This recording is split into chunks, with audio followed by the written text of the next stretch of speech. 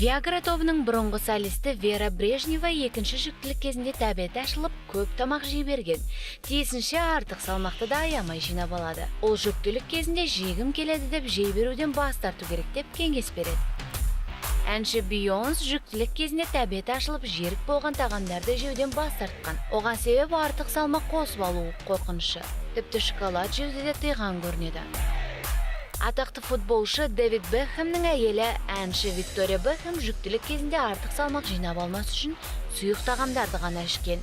Сонымен қатар майсыз тауық етінен дайындалған тағам, жеміс-жидекті көп жеген дұрыс деп санайды.